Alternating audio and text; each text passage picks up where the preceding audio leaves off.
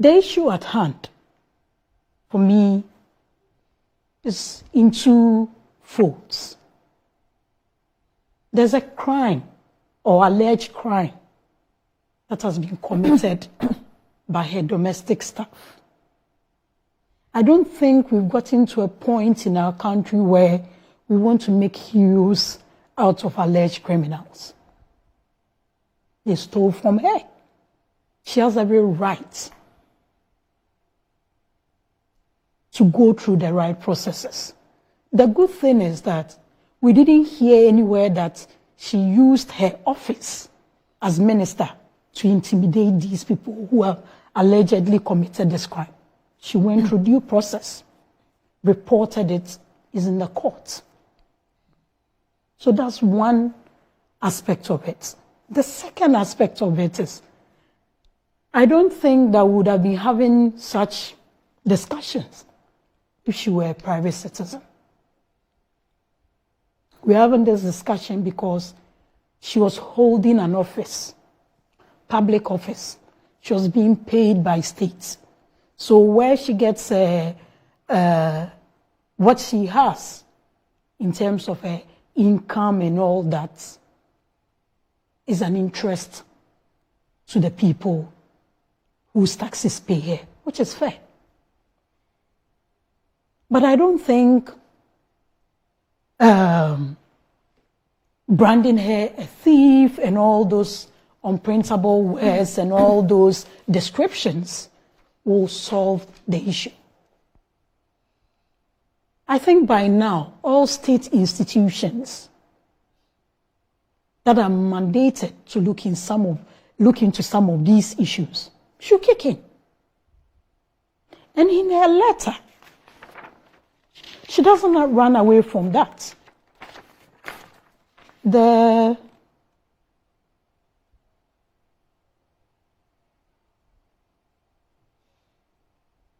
fifth paragraph, she states clearly, I intend to cooperate fully with all state agencies to enable them fully establish the facts. The only person who can provide evidence, I've heard people talk about, is she paying taxes? Is she declaring some of these things and all that? There are institutions mandated to make sure that these things are done. If she's been paying her taxes, GRA will have evidence of that. She herself will have evidence of that. If she's declared all the things that she's earned. But in all this, someone asked me a question over the weekend, and it got me thinking. She asked me, so in all the discussions that are going on, has anybody preferred a solution to this? Because it's becoming a trend. So there's an allegation that a state official, a government appointee, has allegedly embezzled funds or made money the wrong way. We share all kinds of opinions. We brand the individuals the way we want to brand them. But at the end of the day, what happens? We have state institutions. There's SHRAJ, the police are there, IOCO, NIB, GRA, Auditor General's Department. All these institutions need to kick in. And she's indicated she's ready to do it. One thing that every individual, whether public or private, you know yourself. People who work with you know. This is not the time to come out with personal opinions, our personal issues with people, our perceptions about people. But one question I want to ask, is it that the act on a declaration of assets is not effective enough? But you don't know. It needs to be looked. But you know it's not effective. Annie, please. It's not effective. What are we doing about it? Is it not effective because it wasn't worded well or the time that it was worded? This declaration of assets started before some of us were born, since 1969. And it was repealed. And we now have the 1998 Act. I think it's Act 550 or so. Is it that the way it was worded or the timing that that was passed, the way it was worded is not relevant anymore? Or is it that the institutions supposed to ensure that the act is effective are not doing what they are supposed to do? These are some of the questions for me that bother my mind. Because today, Madame Cecilia Dapaah has resigned, knowing herself and knowing that she has done no wrong, has indicated. Because at the end of the day, the case that she reported was private. But it's like when you put yourself up for public service, the line between your privacy and your public life is very blurred. So we are discussing this. But all I want to say is, as we all follow and encourage the institutions mandated to make sure that some of these things have a proper closure, let us not make heroes out of alleged criminals. We are in difficult times. We are hard up. There are challenges. But that doesn't mean that we just hang people just because they have some amount of money with them. Now, you and I do not know the source. The only people who can let us know the source are the person in question and the agencies mandated to investigate some of these things. Do you feel alarmed by what has happened? Feel alarmed? Yeah. I mean, of course.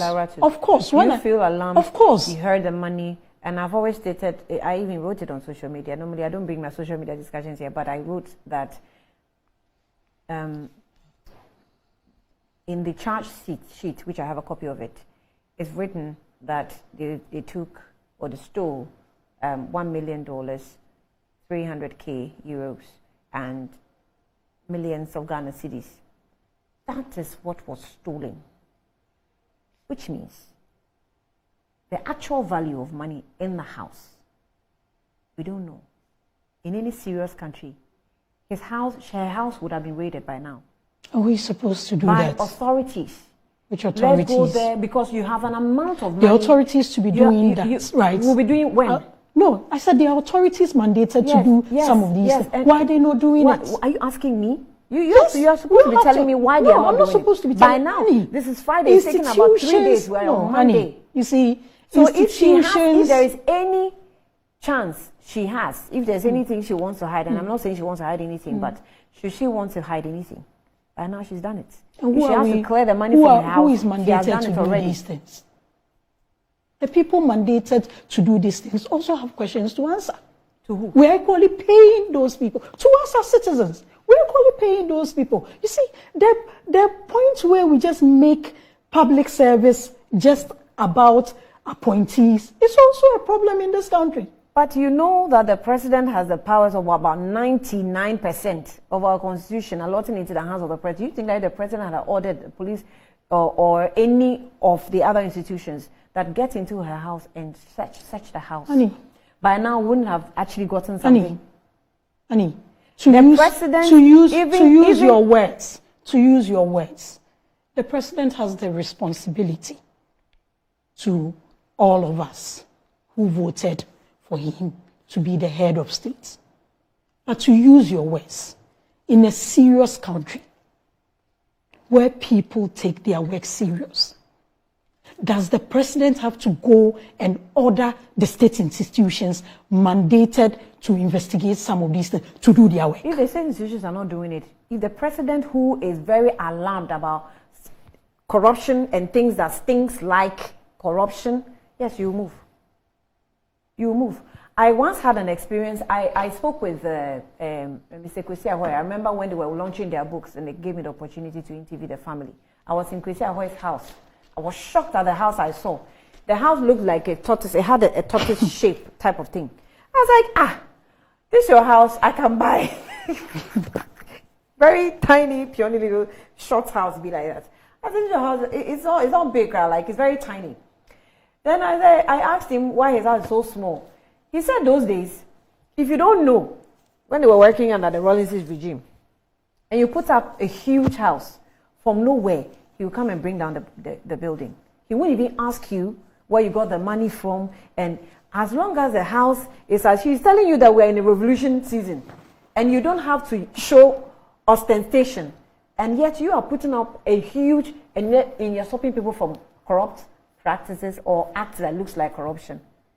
So by leadership, you are even afraid to show ostentation. You know, it's like you just must do everything in little. So the point I'm trying to make is, as a leader, if you are expecting that the state institutions should move and they're not moving, why are you also not moving? When you are the head and you know you things like that to you stink. Annie, when you read the letter of Madame Cecilia Dapaah, at the 4th paragraph, I'm resigning, therefore, because I do not want this matter to become a preoccupation of government and a hindrance to the work of government at such a crucial time.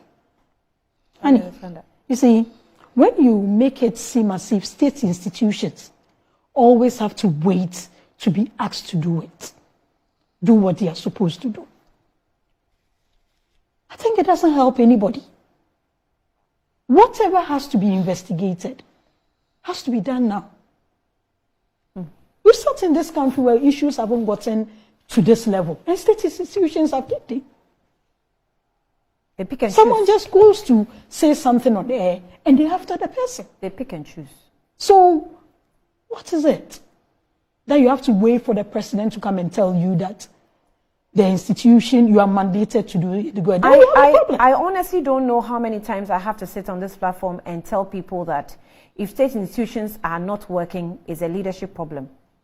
If in any society, in any organization, in any country, if something is not going right in terms of with regards to a country, it's the president's fault.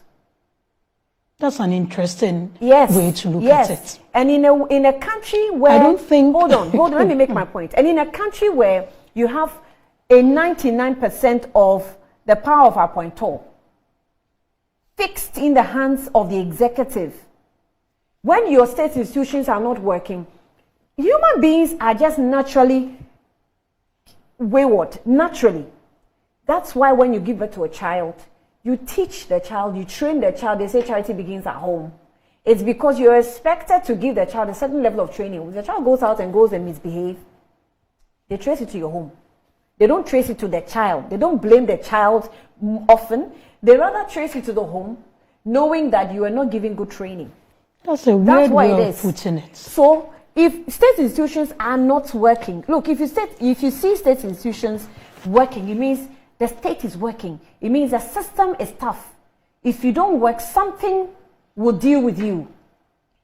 So every time you see state institutions working, they have been put in shape. Annie, if you are putting these issues like this, then the problem is bigger than I even thought. Sure. Since the story broke, have you spoken to any of these institutions as a media house? Since the story broke, as a media house, have you spoken to any of the state institutions mandated to investigate some of these things? Have you? As a media house? Not necessarily Good Morning, but as you have your group? From Friday. Yeah, from Friday. I can give you recordings of... No, that's what I'm asking. Hold on. You've asked the question. Yes. I can give you a story. Yes. Sorry.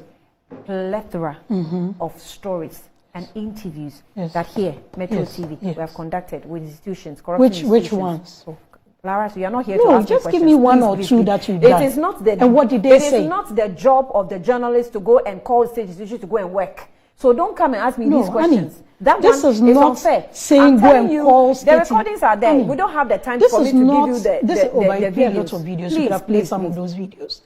Of what? Annie, of videos of the interviews you had to prove to you. That's what I'm asking. We should play interviews to prove to you that we have interviewed institutions. The question I asked is, since the story broke, we are talking about institutions doing what they are mandated to do. They are paid. They are trained. Their job is there. Most of these institutions have acts of parliament backing them. I don't think, and I beg to differ with you on that, I don't think institutions with law and their mandates cut out for them should wait for the president to come and tell them what they are supposed to do. Some issues come. Let's use the OSP's office as an example. The OSP shows interest in a lot of issues. Does the president ask the OSP to go and investigate this or that? Do you remember you were in a country when Woyomi's story broke?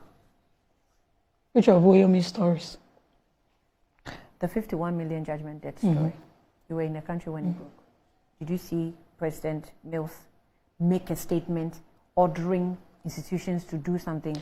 But when the issues of Galamsey and the interministerial committee broke, didn't the president ask for investigation? So why is he not asking for this one? Why should he ask for investigation when this is clear cut? Hold on. This has when nothing. you say he made statements on Galamsey, hold on. Honey, do you know that the Galamsey issue, what did he say we should do?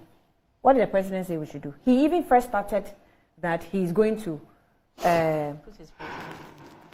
put his presidency on the line, which is a comment we always play here.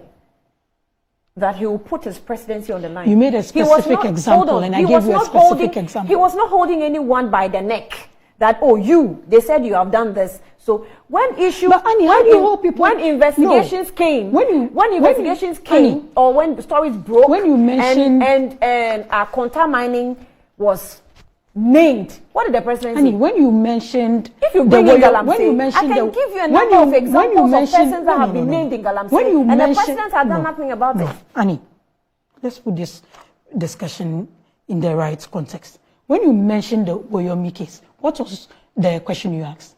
Didn't President Mills make a comment on it?